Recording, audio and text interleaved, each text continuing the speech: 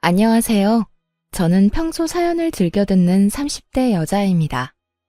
제 이야기는 다른 이야기처럼 이혼을 하게 된 이야기는 아니고요. 평소 저를 무시하고 괴롭히던 시누이와 형님에게 속 시원하게 복수한 이야기를 해보려고 사연을 쓰게 되었습니다. 도대체 시누이와 형님에게 무슨 일을 어떻게 당했길래 두 사람에게 복수를 하게 되었는지 한번 들어보실래요? 남편과 전 결혼한 지 2년이 된 부부였어요. 남편에겐 형과 누나가 있었는데 시숙은 장가를 갔고 시누이는 아직 시집을 안 간 상태였죠. 처음 결혼을 했을 땐 시누이와 형님의 사이가 썩 좋아 보이지 않았는데 곁에서 지켜보는 제가 긴장이 될 정도로 둘 다 서로에게 지려고 하지 않더라고요. 옳게. 사람을 봤으면 인사를 해야 할 거 아니야? 아까 인사했는데 형님이 못 들으셨나 보네요. 내가 대답이 없으면 앞에 와서 눈을 마주치고 다시 인사를 해야 할 거 아니야. 굳이 그렇게까지 해야 한다고요? 그냥 형님이 진작 인사를 잘 들으셨으면 됐잖아요. 바로 뒤에서 인사했는데 그걸 못 들었으면 형님이 일부러 안 들으려고 노력한 거 아닌가요? 아니 옳게. 무슨 말을 그렇게 해? 내가 옳게 트집이나 잡으려고 일부러 인사를 안 받기라도 했다는 거야? 그렇잖아요. 제가 이 집에 살금살금 기어들어온 것도 아니고 문 여닫고 저 왔다고 어머님께도 인사드리고 동서한테도 인사하고 그러고 나서 형님께도 인사드렸는데 그걸 못 들었다고 이렇게 트집을 잡으시니 당연히 일부러 그랬다는 생각이 들지 않겠어요? 난 정말 못 들었다니까. 옳게는 꼭 이러더라. 사람을 이상하게 몰고 가서 나만 잘못한 것처럼 만들고 이렇게 상황 몰고 가면 통쾌해? 막 신나 죽겠어? 제가 상황을 그렇게 만드는 게 아니라 형님이 상황을 그렇게 만드는 거겠죠. 어떻게 하면 저한테 한 소리 할 수 있을까 싶어서 이런 상황을 만들어내잖아요. 이렇듯 두 사람은 인사 문제로도 서로 못 잡아먹어서 안달이 난 사람처럼 굴었고 이 싸움의 끝은 항상 서로를 잡아먹을 듯 노려보며 끝이 나곤 했죠. 상황이 이렇다 보니 전 시댁에 갈 때마다 두 사람의 사이에서 눈치를 살피느라 바쁠 수밖에 없었어요. 그러던 어느 날 시댁에 가져다 줄 것이 있어서 시댁에 가게 되었는데 시누이와 형님이 집에 있는 것이 아니겠어요? 시댁에 함께 살고 있던 시누이야 그렇다 치더라도 형님까지 있으니 또 싸우는 건 아닌가 싶어 저도 모르게 긴장이 다 되더라고요. 두 사람의 눈치를 살피고 있으니 아니나 다를까 티격태격한다 싶더니 결국 또 언성을 높이며 싸우기 시작했어요. 하필 시부모님은 함께 산책하러 가신다며 집을 비우신 상태였고 두 사람의 싸움은 말릴 새도 없이 심해져만 가더군요. 싸움의 이유도 유치하기 짝이 없었어요. 시누이가 소파에 앉아 TV를 보는 상황이었고 형님이 소파에 앉으며 리모컨을 엉덩이로 누르며 TV가 꺼져버린 것이었어요. 그것을 시작으로 불이 붙은 싸움은 걷잡을 수도 없이 커져버렸던 것이었죠. 옳게. 지금 뭐 하는 짓이야? 나 TV 보고 있는 거 안 보여? 이게 무슨 경우 없는 짓이야? 형님, 제가 일부러 그런 것도 아니고 앉으려다가 실수로 눌린 걸 어떻게 해요? 실수긴 하지만 어찌 되었든 죄송하네요. 그게 죄송하다는 사람의 태도야? 말투, 표정, 어느 것 하나 죄송하다는 사람의 태도가 아니잖아. 사실 제가 잘못한 것도 없잖아요. 일부러 그런 것도 아니고. 정말 실수로 그렇게 된 건데 무릎이라도 꿇고 빌어야 하는 거예요? 그걸 바라는 거예요? 그런 뜻이 아니잖아. 아무리 실수라고 한들 옳게가 한 행동 때문에 내가 피해를 봤으면 적어도 진심 어린 사과 한마디 정도는 해야 하는 거 아니야? 무슨 거지 적선하듯 죄송하네요. 내가 무슨 거지야? 그딴 식으로 사과를 던져주게? 아, 진짜. 형님, 또 시작이에요? 또 저한테 트집 잡고 뭐라고 하는 거. 정말 궁금해서 물어보는 건데 저한테 도대체 왜 이렇게까지 하세요?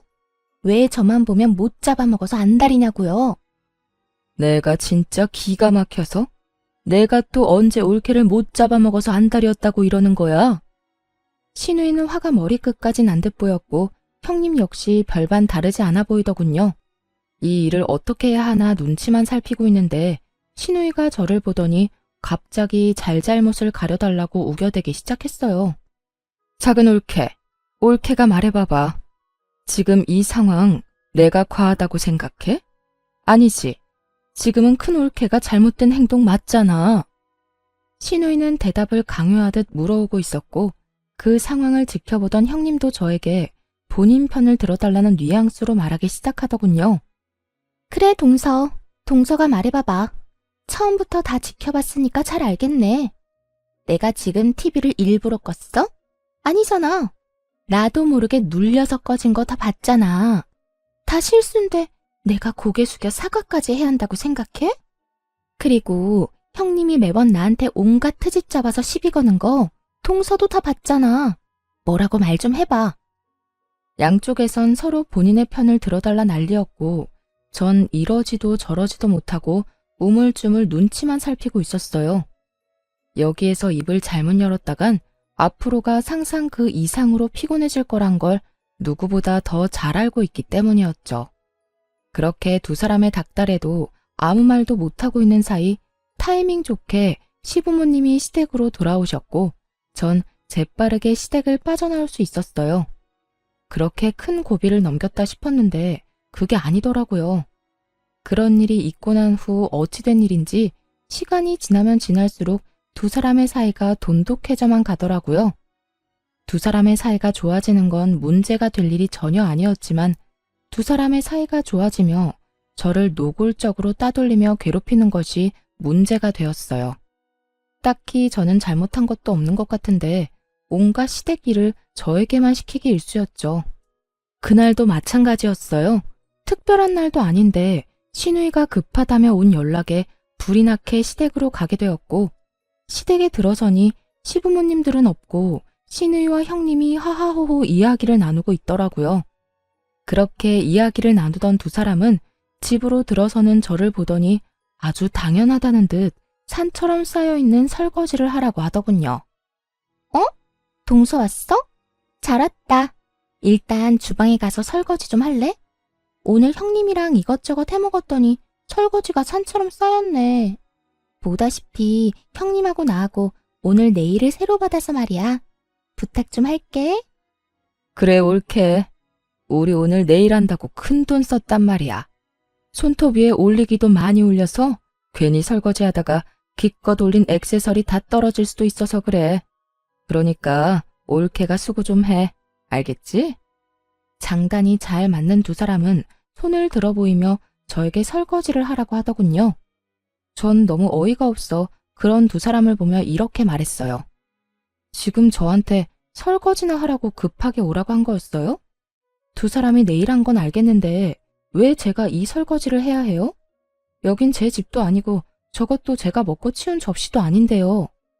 전 어느 정도 화가 올라온 상태였고 그랬기에 제 말투도 곱게 나가진 않았죠. 하지만 두 사람은 제가 기분이 나쁘든 말든 상관도 없다는 듯 코웃음을 치며 더욱 가관인 말을 뱉어내기 시작하더군요. 옳게. 일도 안 하고 집에서 놀기만 하면 살만 찐다.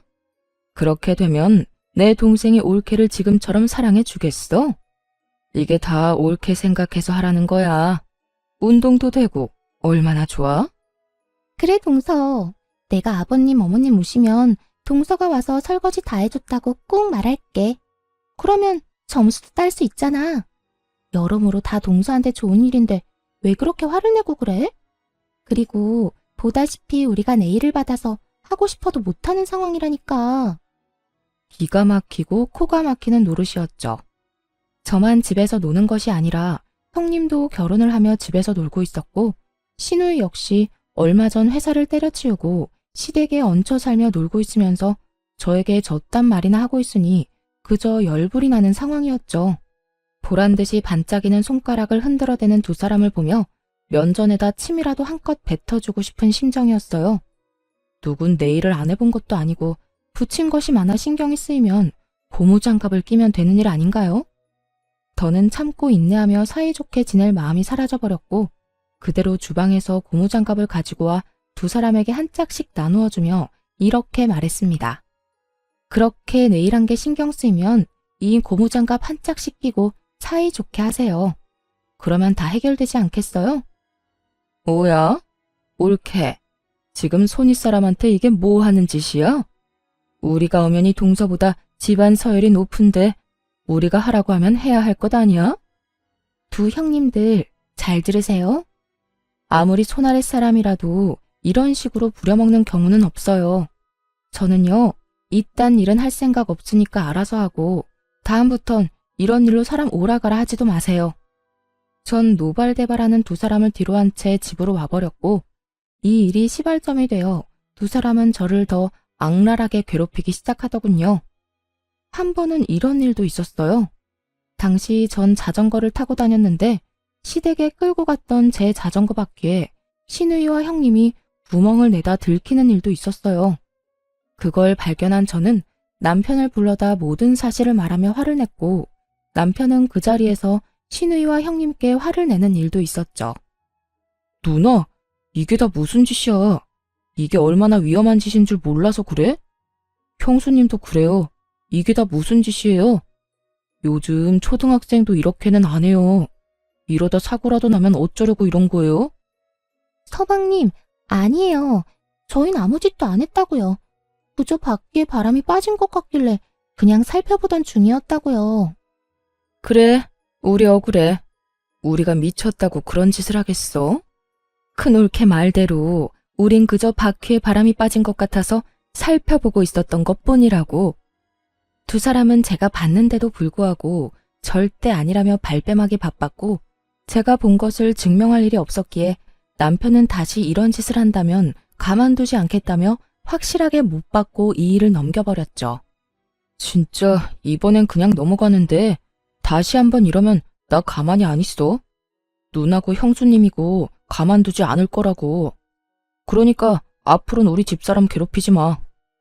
저 역시 화는 났지만 그 짧은 순간에 송곳은 어디로 치워버렸는지 보이지도 않아 그냥 넘기게 되었습니다. 그 뒤로도 두 사람은 저를 못 잡아먹어서 안달이었고 여러 일들이 일어나는 가운데 그 두 사람이 결정적으로 가까워진 이유를 알게 되었어요.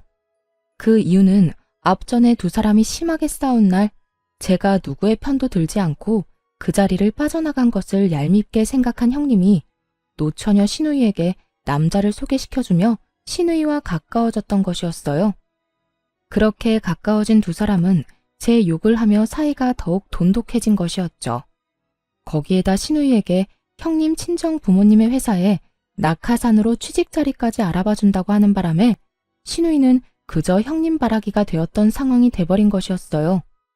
당시 저희 부모님도 사업을 하고 있었던 터라 가만히 있던 저와 더 비교가 돼버리며 그 괴롭힘은 정말 더욱 치사해지더군요. 그러던 어느 날 시누이가 결국 형님의 친정회사에 입사를 하게 되었다는 소식과 함께 형님 역시 그 회사에 일을 하게 되었다는 소식을 듣게 되었어요. 그 후 두 사람은 돈 버는 유세를 다른 사람도 아닌 저에게 부리기 시작하더군요. 옳게. 옳게는 나이도 젊은데 언제까지 집에서 쉴 거야? 옳게도 친정에 부탁 좀 해서 일이라도 해. 옳게 친정 회사는 정은이네처럼 크게 운영하는 건 아닌가 봐. 정은이네 회사는 직원이 20명 가까이 되는 것 같던데. 에이, 형님. 저희 아빠 회사도 큰 편 아니에요. 직원 수도 많지도 않고요. 그저 회사가 튼튼해서 망할 리 없다는 게 장점이죠. 자고 일어나면 줄줄이 망하는 요즘 같은 때 그 정도면 대단한 거지. 그렇지 않아, 옳게? 아, 네? 네, 그렇네요. 20명이면 대단한 거죠. 두 분 다 일하시느라 피곤하시겠어요. 이런 일은 처음이라 좀 힘들긴 한데 정은이가 워낙 날 편하게 해줘. 아, 옳게는 모르겠구나. 정은이가 우리 부서 팀장으로 들어왔거든. 그 덕에 나는 편하게 회사 생활하지. 아, 정은아, 그러지 말고 네 손아래 동서도 일자리 좀 알아봐줘. 회사에 청소할 사람은 안 필요해? 신우이의 말을 듣고 있는데 정말 치가 다 떨리더라고요. 청소부라는 일을 무시하는 것이 아니라 신우이가 말하는 투가 딱 저를 한껏 무시하는 것이 느껴져 정말 참을 수가 없었어요. 그리고 시시덕거리며 말하던 신우이에게 형님의 대답은 더욱더 가관이었죠. 딱히 필요 없긴 한데 동서가 워낙 청소를 잘하니까 없는 자리라도 만들어 볼까 봐요. 저런 인재가 또 없을 텐데 제가 힘 좀 써서 입사시켜야 하지 않을까요? 역시 우리 큰 올케는 능력도 좋은데 마음도 넓다니까. 작은 올케는 큰 올케 때문에 아무 능력도 없는데 취업까지 하게 생겼네. 고맙게 여겨. 아무리 가족이라도 막 취업시켜주고 이런 거 힘든 거 알지? 이렇게 두 사람은 저를 대놓고 비웃으며 비아냥거리고 있었고 전 머리끝까지 화가 치솟아 오르며 결심하게 되었어요. 그 잘난 부모 능력으로 두 사람을 좀 눌러주기로 말이죠. 제가 웬만하면 돈, 부모 재력으로 남을 깔보거나 그런 걸로 남을 누르는 짓은 하고 싶지 않았는데 두 사람 하는 꼴을 보니 도무지 안 될 것 같아 큰 결심을 하게 된 것이었죠. 며칠 뒤 전 형님의 회사로 향했습니다. 제가 회사에 나타나니 형님과 신우이가 저를 보며 또 비아냥거리기 시작하더군요. 동서? 여기까지 웬일이야? 혹시 정말 청소라도 하러 온 거야? 그러게, 혹시 오늘도 자전거를 타고 여기까지 온 거 아니지? 전 그런 두 사람에게 제가 처녀 때 타고 다니던 외제차 차키를 흔들어주며 이렇게 말했어요. 아니요, 오늘은 이 차 끌고 왔네요. 그 차키, 그거 1억 넘는 차 아니야? 동서, 그 차키는 어디에서 난 거야? 친구 거라도 빌렸어? 형님, 동서 보세요. 여기 오느라 외제차까지 빌렸나 봐요. 이게 무슨 일이야? 뭐야, 정말 차 빌려서 타고 온 거야? 꼴에 외제차 탈 거라고 옷도 챙겨 입고 온 거 좀 봐. 두 사람은 저를 향해 계속해서 비웃음을 보내고 있었고 전 두 사람이 그러거나 말거나 그저 지켜보며 누군가를 기다리고 있었죠. 그 순간 형님의 친정아빠이자 회사의 사장이 저에게 불이 나게 다가와 인사를 건네더라고요. 안녕하세요. 사장님과 많이 닮으셨네요. 한눈에 알아봤어요. 네, 안녕하세요, 사장님. 급하게 잡은 약속인데 이렇게 시간 내주셔서 감사합니다. 감사는 무슨, 저희가 더 감사하죠. 이렇게 기회를 주신다는데. 이렇듯 정답게 인사를 나누는 와중에 신우와 형님은 이게 무슨 일인가 싶어 눈을 동그랗게 뜨고 저를 바라보더라고요. 평소 저를 그렇게나 무시했는데 회사 사장님과 이렇게 대화를 나누니 적잖게 놀란 눈치였죠. 전 그런 두 사람에게 모든 사실을 알려주기로 했어요. 아, 내가 말 안 했어요? 이번에 회사에 큰 계약할 수도 있다고 했던 회사가 저희 아빠 회사예요. 아빠가 여러 회사 고민하시다가 여기가 형님 친정 회사라고 덜컥 거래하시겠다고 하시길래 제가 그건 아니라고 이런 큰일일수록 확실하게 알아봐야 한다고 했더니 글쎄 저보고 한번 다녀오라고 하더라고요. 그게 정말이야? 동서 이때껏 아무 말도 안 했었잖아. 작은 회사라고 했었잖아. 그러게. 올케, 왜 진작 말 안 했어? 그렇게 잘 나가는 회사라는 건 말 안 했잖아. 제가 굳이 말을 해야 하나요? 그리고 저는 저희 아빠 회사를 정말 큰 회사라고 생각해 본 적이 없었어요. 그래서 굳이 말할 필요도 없다고 생각했고요. 이제 아시겠죠? 전 여기에 자전거 타고 청소하러 온 게 아니라 거래 전 마지막 점검차 나온 거예요. 사실 저희 친정아빠는 제법 큰 회사를 운영하고 있었고 전 굳이 시댁에 알릴 필요가 없다고 생각하여 아무 말도 하지 않아 시댁 식구들은 아무도 모르는 상태였어요. 그런데 얼마 전부터 아빠가 새롭게 거래를 시작하려고 하는데 그 리스트 중 형님의 회사가 있는 것 같다며 저에게 물어본 적이 있었죠. 전 그 회사가 맞다고 했었고 아빠는 이왕 일을 함께 하는 것인데 한 달이 건너도 가족이라며 형님네 회사로 최종 결정을 내리려던 중이었어요. 그러는 와중 형님과 신우이가 저에게 청소부나 하라는 말을 해버렸고 그 무시 가득한 발언에 인내심이 바닥이 난 저는 아빠의 힘을 빌려 두 사람이 좋아하는 갑질을 제대로 보여주러 온 것이었죠. 모든 것을 다 알게 된 신우이와 형님은 제 말에 그야말로 얼어붙어 꼼짝도 하지 못하고 있었고 사장님은 미간을 찌푸리며 형님에게 호통을 치기 시작하더군요. 너 이게 다 무슨 소리야? 자전거를 타고 청소하러 와? 네가 정말 이분께 그딴 말을 했단 말이야? 사람을 무시하는 것도 정도가 있지. 이분 네 동서라고 하지 않았어? 그런데 그딴 말을 했단 말이야. 너 도대체 네 시댁에서 어떤 식으로 행동하고 다니는 게야? 사장님의 호통에 형님뿐만 아니라 시누이까지 꿀먹은 벙어리라도 된 듯 아무 말도 하지 못하고 있더라고요. 전 그런 두 사람을 대신해 사장님께 이렇게 말해주었습니다. 아까는 저한테 자전거 타고 청소하러 왔냐면서 하셨잖아요. 저는 점검차 나온 거긴 하지만 형님들이 청소하라고 하니 청소라도 할까봐요. 저보고 청소 잘한다고 청소부 자리라도 내준다고 하셨거든요. 사장님 따님이자 제 형님이 말이에요. 어떻게 할까요? 저 지금 청소라도 하면 될까요, 사장님? 제 말에 형님의 아빠는 목부터 얼굴까지 빨갛게 달아오른 모습으로 고함을 지르며 저에게 사과를 하라고 했고, 형님은 악다구니를 쓰며 싫다고 하더군요. 너 당장 사과드리지 못해? 이게 무슨 망신이야?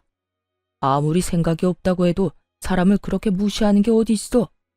그것도 이렇게 중요한 분을. 뭐? 사과? 내가 왜요? 내가 뭘 잘못했다고 사과까지 해요? 청소부 이야기는 그저 농담이었다고요. 우리끼리 가볍게 주고받은 농담 말이에요. 그리고 내가 손윗 사람인데 어떻게 손아랫 사람한테 사과해요? 전 절대 싫어요. 윗사람이면 윗사람답게 굴었어야지. 하는 행실은 어린애보다 못한 짓거리를 해놓고 윗사람 대접은 받고 싶은 게야? 너 진짜 당장 사과 못해. 너 때문에 회사 문 닫는 꼴을 기어코 봐야 사과를 할 테야. 형님은 회사 문을 닫는다는 말을 듣고서야 저에게 우물쭈물 안 한 것만도 못한 사과를 뱉어내더군요. 미안해. 이걸 사과라고 하는 것인지 그저 웃음만 나더라고요. 전 형님의 사과 앞에 비웃음을 날려주며 말했어요. 아니요, 됐어요. 전 그딴 진심이라고는 없는 사과 받고 싶진 않네요. 그것도 사과라고 하는 건지 도대체 알 수가 없네요. 이번엔 형님의 얼굴이 빨갛게 달아오르고 있었고, 형님의 아빠인 사장님은 제 눈치를 살핀다 싶더니 형님에게 이렇게 말하더군요. 네 입으로 지은 죄 네 몸으로 갚아. 앞으로 한 달 동안 우리 회사 말고 저쪽 회사로 가서 계단 청소라도 해서 용서를 구해. 뭐라고요? 나한테 지금 청소를 하라고 한 거예요? 그것도 동선의 회사 계단 청소를요? 그래, 여기 너 말고 잘못한 사람이 또 있어? 왜 저한테만 그러세요? 청소 이야기는 형님도 같이 했다고요. 자전거 타고 왔냐고 비아냥거린 것도 마찬가지고요. 옳게. 굳이 나까지 끌고 가야겠어?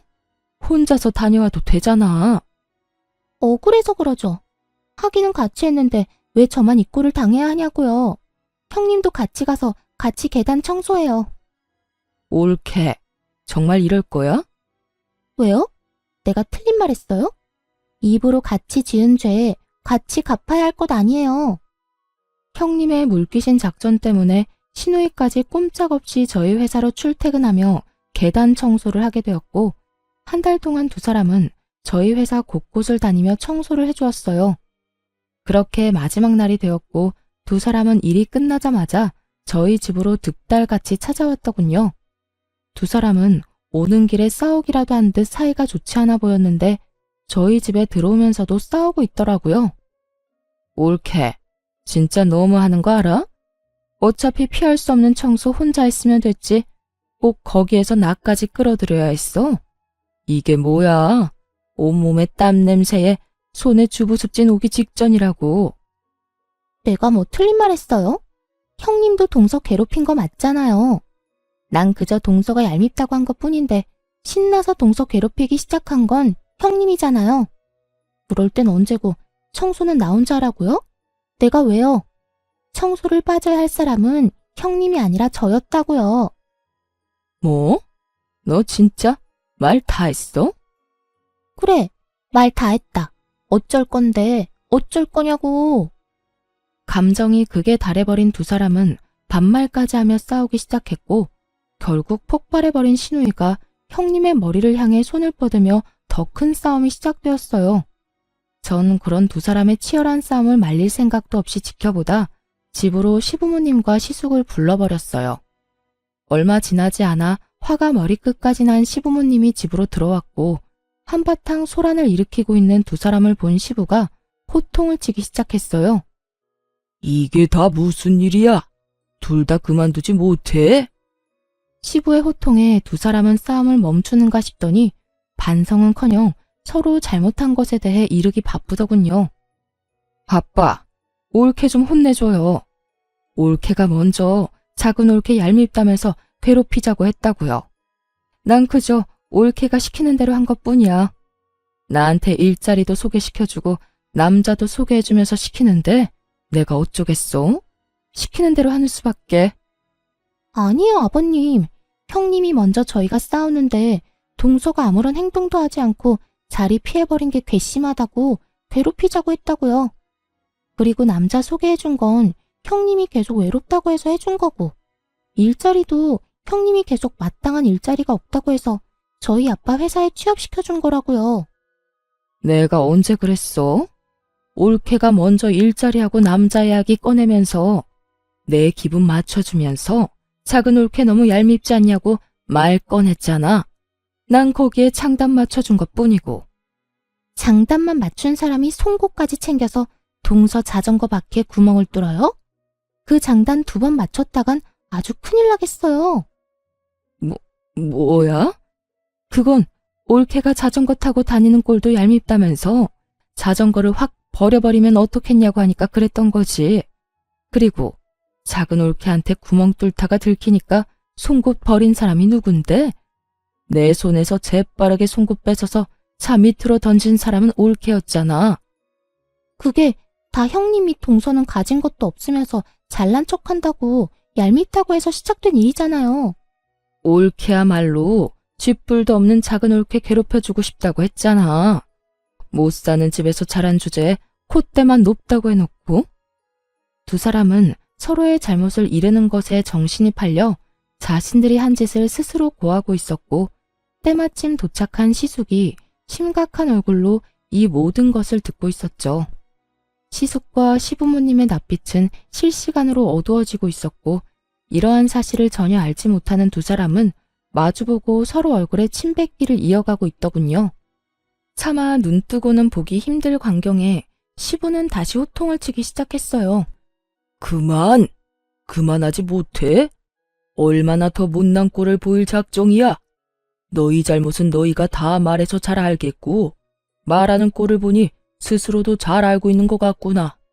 그만큼 잘못을 했으면서도 여기 와서 이딴 꼴이나 보이고 있으니. 아빠, 그게 아니라요.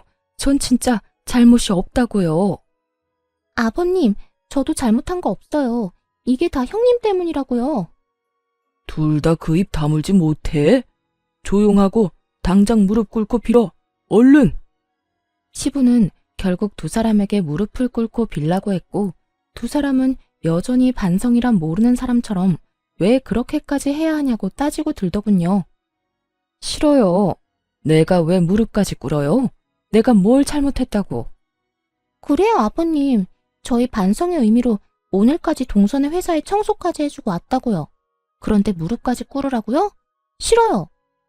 아직도 이유를 모른다 이 말인 거지? 그래, 좋다. 큰며느리는 네 남편이 알아서 할 테니 나는 더는 입댈 것도 없을 것 같고 너는 오늘부터 집에서 나가거라. 난 너같이 생각도 없고 반성도 할 줄 모르는 딸은 필요 없다. 시부는 반성이란 모르는 시누이에게 집에서 나가라고 선포해버렸고, 시누이는 이런 시부의 말을 받아들일 수 없다는 듯 시부에게 대들기 시작했어요. 내가 왜 나가야 하는데요? 아빠는 왜 맨날 내 편을 안 들고 작은 올케 편만 들어요? 내가 다 아니라고 하잖아. 다 큰 올케가 시켜서 그런 거라고 하잖아. 그렇다고 한들 네 잘못이 아닌 게 돼? 누가 시키든 그런 행동은 안 했어야지. 남의 자전거에 송곳으로 구멍 뚫는 것도 모자라 말로 상처 주기까지 했다고? 얄미워서 괴롭혔다고? 그게 윗사람으로서 할 짓이야? 넌 아무리 봐도 반성이란 모르는 것 같으니 네 잘못을 뉘우치기 전까진 집에 오지도 마. 이제부터 너에 대한 지원도 다 끊을 게다. 시부는 화를 내며 집을 나가버렸고 그 뒤를 따라 시모 역시 가버리더군요. 그렇게 가버리고 나니 시부모님 뒤에 서 있던 시숙이 모습이 드러났어요. 시숙의 잔뜩 화가 난 모습이 보이자 형님은 눈을 동그랗게 뜨고 그저 시숙을 바라보고만 있더라고요. 그런 형님의 모습에 치가 떨린다는 듯 시숙은 한숨을 크게 내쉬더니 이렇게 말했어요. 잘못한 것이 없어? 누나가 더 잘못했다고? 내가 듣기엔 두 사람 다 도토리 키재기 하는 것 같은데. 여보, 다 들었어? 어디서부터 들은 거야? 어디서부터 듣긴 두 사람이 서로 잘못한 거 없다고 딱 잡아뗄 때부터 다 들었지. 여보, 내 말 좀 들어봐. 난 그게 아니라 다 형님이 동서는 잘 살지도 못하면서 잘난 척하는 게 얄밉다고 나한테 계속 그래서 그냥 장단만 맞춰준 거야. 믿어줘. 당신이 한 말도 만만치 않던데. 뭐? 자전거 타고 다니길래 재수씨가 못 사는 집안인 줄 알았다고? 재수씨 결혼하기 전엔 외제차 떵떵거리면서 끌고 다녔던 사람이야. 그리고 설사 재수씨 집안 형편이 어렵다고 한들 그런 거 가지고 사람 무시하고 그러면 돼? 뭐? 회사 청소부로 취직시켜준다고 했다고? 당신 정말 이것밖에 안 되는 사람이었어? 사람을 무시해도 유분수지. 청소부가 어때서? 청소부 직업을 무시하는 거야? 난 지금 청소부라는 직업을 무시하는 게 아니라 당신이 청소를 시킨다며 재수 씨한테 말하던 그 순간에 당신이 가진 마음가짐에 대해서 말하고 있는 거야. 당신 재수 씨를 무시하려고 했던 말인 거 여기 모르는 사람 있어? 여보, 내 말 좀 들어보라니까. 난 그저 정말 농담처럼 한 말이었어. 동서가 청소는 잘하잖아. 그래서 농담처럼 장난으로 한 말이었지. 나도 동서가 그렇게 대단한 집 딸인 거 알았으면 그런 장난도 안 쳤을 거야. 그걸 말이라고 해? 집안 봐가면서 누구는 대접해주고 누구는 무시하고. 당신은 이날 이때껏 그렇게 살아온 거야? 내가 알던 당신은 도대체 누구였어? 적어도 내 앞에선 이런 사람은 아니었잖아. 시숙은 인정사정 볼 것 없이 형님을 몰아세우고 있었고 절벽 끝까지 몰린 형님은 태세를 바꿔 화를 내기 시작하더군요. 진짜 너무하는 거 아니야? 내가 뭘 그렇게까지 잘못했다고 이 꼴을 당해야 해? 내가 왜 여기서 당신한테 이런 소리나 듣고 있어야 하냐고. 그것도 동서까지 보는 자리에서 말이야. 당신이야말로 지금 나한테 너무한다고 생각 안 해? 이럴 때일수록 일단 내 편을 들어줘야 할 거 아니야. 당신이 내 남편이라면 말이야. 나도 섭섭해. 나도 화난다고. 당신 진짜 대단하다. 이 와중에 섭섭하다는 말이 나와? 화난다는 말이 나오냐고. 정말로 실망하고 화나는 사람이 누군데? 그래. 내가 다 잘못했고 내가 다 주도해서 동서 괴롭혔어. 이제 됐어? 이제 됐냐고. 내가 그냥 이혼하고 말지. 여기서 이게 무슨 꼴이야? 그냥 나 당신이랑 이혼할게. 그러면 됐지? 형님은 결국 본인 입으로 이혼 이야기를 꺼낸다 싶더니 이런 말까지 해대기 시작하더군요. 차라리 잘 됐어. 생각보다 아빠 회사 일이 적성에도 맞던데 이혼하고 일만 하면서 살지 뭐. 아빠가 월급도 넉넉하게 줄 거니까 깨끗하게 이혼하고 그 돈이나 펑펑 쓰면서 살면 되겠네. 그래, 차라리 잘 됐다. 너 따위가 내 아이의 엄마가 될 수도 있다고 상상하니 끔찍할 지경이니까 임신이라도 되기 전에 얼른 깔끔하게 이혼하자. 그래, 나도 바라던 바야. 그러면 협의 이혼하는 걸로 알고 가볼게. 더는 이딴 곳에 있고 싶지도 않으니까. 그렇게 형님의 이혼을 확정하며 나가려는 순간 전 형님의 뒤통수에 대고 이렇게 말해주었습니다. 아, 형님, 그러면 이제 가족도 뭣도 아닌데 계약은 없던 일로 할게요. 애초에 형님 회사랑 계약하려고 했던 가장 큰 이유가 가족이기 때문이었거든요. 그런데 이제 이혼한다고 스스로 말했으니 계약 진행할 필요가 없어졌잖아요. 그 순간 형님은 움찔하는가 싶더니 저를 보며 이렇게 말하더라고요. 마음대로 해봐 어디. 동선에 도움 없어도 우리 회사 잘 먹고 잘 살 수 있거든? 누구네 회사 손해가 더 큰지 어디 한번 지켜보자고. 형님은 끝까지 큰 소리를 떵떵 치며 자리를 떠나버렸고 그제야 상황의 심각성을 깨달은 신우이가 제 앞에 무릎을 꿇고 앉아 빌기 시작하더군요. 그런데 손이 발이 되게 빌면서도 뻔뻔함은 절대 잃지 못하는 신우였어요.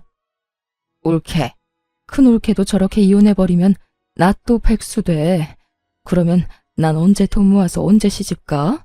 그러니까 이왕 이렇게 된 김에 나 올케네 회사에 취업 좀 시켜줘. 뭐라고요? 지금 저한테 취업을 시켜달라고 했어요? 여기 나 취업시켜줄 수 있는 사람이 올케 말고 또 있어? 그러지 말고 나 취업 좀 시켜줘. 말이야 바른 말이라고. 올케가 나랑 큰 올케한테 갑질하는 바람에 오늘 이런 일이 다 일어난 거 아니야. 지금 일어나는 모든 일에 큰 올케랑 내 잘못도 있지만 작은 올케 잘못도 있다는 그 말이지. 그러니까 나 취업 좀 시켜줘. 보아하니 친정회사도 엄청나게 잘 나가던데 내 자리 하나쯤 알아봐주는 거 일도 아니잖아. 나 집에서도 쫓겨나고 일자리마저 없으면 진짜 오갈 데도 없다고. 내가 갑질하게 만든 사람이 누군데 이제 와서 누구 탓을 하는지 모르겠네. 형님, 기억 안 나요? 형님들이 짝짝꿍이 맞아서 저를 틈만 나면 괴롭혔던 거. 형님 같으면 나한테 그딴 짓인 한 사람을 취업시켜주고 싶겠어요? 제발 정신 좀 차리세요. 그 정신머리로 어디 취업이나 하겠어요? 형님, 그렇게 살면 시집도 못 가요. 혹시나 가더라도 금방 이혼당한다고요. 전 정신이 나가버린 것 같은 신우이에게 그간 신우가 저에게 했던 행실들을 말해주며 단호하게 한 소리 해주었고 제 말에 기분이 상해버린 신우이는 자리에서 벌떡 일어나더니 삿대질까지 해대며 화를 내기 시작하더군요. 뭐야? 너 지금 말 다 했어? 잘난 거 하나 없는 게 부모 하나 잘난 거 믿고 큰 소리 치는 꼴이라니. 내가 진짜 뭐 취업을 못해서 너한테 이러고 있는 줄 알아? 나도 마음만 먹으면 취업할 수 있거든? 하여튼 두 옳게 하는 꼴이 아주 가관이네 가관이야. 신우이는 말도 안 되는 말을 바른 말이라고 하며 짓거리고 있었고 그런 신우이의 한마디 한마디가 다 골이 아픈 시숙이 신우이를 끌고 집으로 돌아가 버리더군요. 그렇게 한 차례 폭풍이 지나가고 난 후 전 제가 말한 대로 아빠와 상의해 계약을 없던 일로 해버렸어요. 제 이야기를 들은 아빠 역시 그딴 집안에 도움이 될 일은 조금이라도 하고 싶지 않다고 하며 연을 끊어버렸고 저희와 계약이 틀어져 버린 형님 회사는 몇 년치의 일이 다 끊겨버린 상황이 되어버렸죠. 형님은 시숙과 이혼을 하게 되며 친정으로 돌아갔지만 그대로 친정 대문도 넘지 못하고 쫓겨났고 오갈 데가 사라지자 저에게 찾아와 울고불고 하며 매달리기 시작하더군요. 동서, 내가 다 잘못했어. 내가 이렇게 빌 테니까 제발 일만 계속 진행하면 안 될까? 나 이혼까지 해서 오갈 데도 없는데 회사에서도 쫓겨나고 집에서도 쫓겨났어. 돈도 땡전 한 푼 없이 쫓겨났다고. 이렇게 울고불고 매달리는 형님을 보는데 웃기지도 않더라고요. 저에게 사과 한마디가 하기 싫어 이혼까지 할 때는 언제고 이제 와서 이렇게 눈물까지 보이며 용서를 구하니 진심처럼 느껴지지도 않았고요. 이제 와서 이런다고 한들 제 마음이 돌아설 것 같아요. 방금 말한 대로 이제 나랑 가족도 뭐도 아닌데 더욱 거래를 이어나갈 필요가 없죠. 그러니까 여기서 이러지 말고 당장 나가주세요. 동서, 그렇게 딱 잘라 말하지 말고 우리가 그래도 한때는 가족이었잖아. 그 정을 생각해서라도 제발. 저한테는 애초에 가족 간의 정 같은 건 없어서 남은 정 따위도 없네요. 그러니까 나가주세요. 형님은 이러한 제 말에도 꿈쩍도 하지 않고 계속 눈물을 흘리며 빌고 있었고 그런 형님의 모습에 참고 또 참던 남편이 폭발해 한마디 하기 시작했어요. 내가 웬만하면 집사람이 아무 말도 하지 말라고 해서 참으려고 했는데 도저히 참을 수가 없네요. 그쪽이 내 와이프한테 한 짓이 있는데 이제 와서 이런다고 뭐가 달라집니까? 양심이란 게 없어요. 도대체 얼마나 얼굴에 철판을 깔았으면 부끄러운 줄도 모르고 여기 와서 눈물을 흘리고 있어요. 그렇게 우리 집사람이 만만해요? 서방님, 난 그런 게 아니라 정말 너무 힘들어서 마지막이라 생각하고 찾아온 거예요. 동서 말 한마디면 다 해결되니까요. 나도 오죽했으면 여기까지 와서 이러겠어요. 오죽 힘들면 이러겠냐고요. 그러니까 문제라는 거예요. 진심으로 반성해서 찾아왔다고 해도 욕이 나오려고 하는데 본인 힘들다고 부탁이나 하려고 찾아왔다고요? 참나 기가 막히네요 정말. 내가 경고하는데 다신 찾아오지 마세요. 다시 찾아오면 내가 진짜 가만히 있지 않을 겁니다. 서방님, 저 진짜 반성도 하고 있어요. 정말이라고요. 그러니까 동서 좀 설득해 주세요. 누구 보고 계속 서방님이라고 하는 겁니까? 이제 우리 아무 사이도 아닌 거 잊었어요? 이 자리에서 이혼하자고 큰 소리 친 사람이 그걸 잊었을 리 없을 텐데요. 어찌되었든 당장 나가주세요. 경찰 부르기 전에 나가라고요. 남편은 형님에게 호통을 치며 매몰차게 쫓아내버렸고 그 후론 더는 찾아오는 일은 없었어요. 그리고 남은 한 사람, 신우이 역시 쫓겨난 건 매 한 가지였습니다.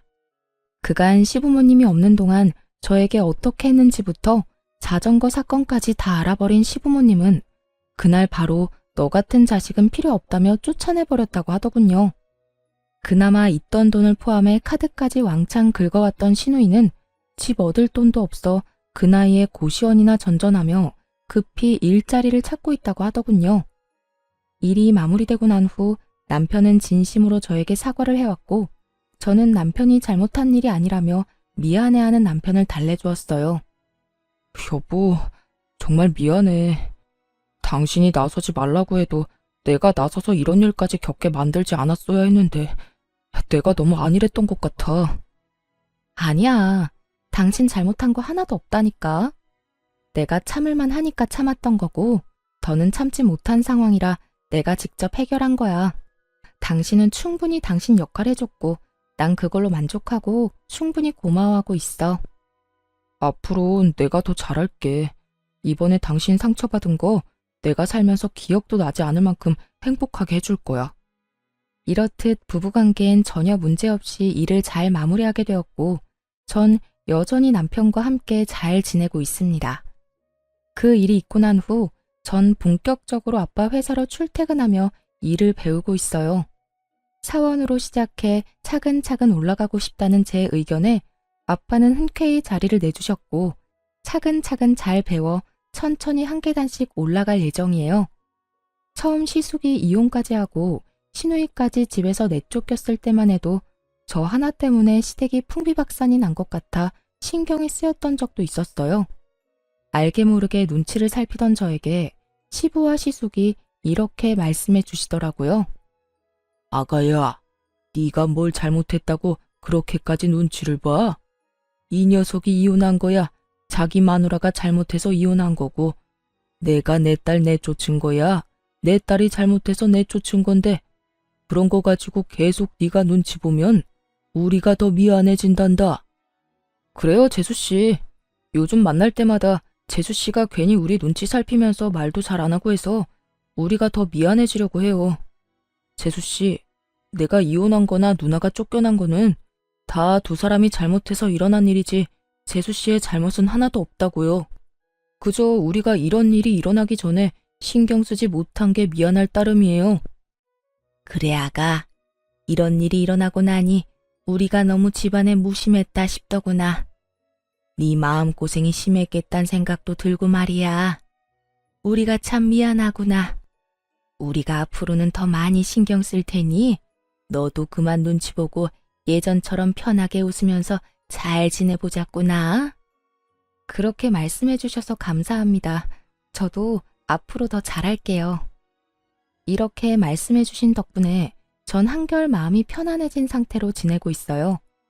신우이는 가족이라 어쩔 수 없이 언젠가 다시 왕래하고 지내긴 하겠지만 여전히 가깝게 지낼 생각은 전혀 없는 상태예요. 사람 쉽게 바뀌지 않는다고 반성한다고 말을 하며 그런 척을 한다고 한들 절대 쉽게 변할 사람이 아니란 걸 잘 알고 있으니까요. 전 앞으로도 제 행복, 제 안위만을 위해 노력하며 살아가 보려고요. 물론 친정 부모님을 비롯해 시댁 부모님들께도 할 도리를 하면서요. 저의 사연은 이렇게 끝이 났네요. 제가 시댁일을 겪으며 깨달은 점이 있는데요. 한없이 참고 살라고 하던 예전과는 달리 요즘에 참고 살면 호구된다였어요. 아무리 시댁 식구라고 한들, 아무리 저보다 손윗 사람이라고 한들, 아닌 건 아니라고 똑 부러지게 말할 수 있는 용기 있는 삶을 살아가 보자고요. 저와 비슷한 상황에 부딪힌 많은 기혼자분을 응원하며 저는 이만 물러가 볼게요. 긴 사연 함께 해주신 모든 분 감사합니다.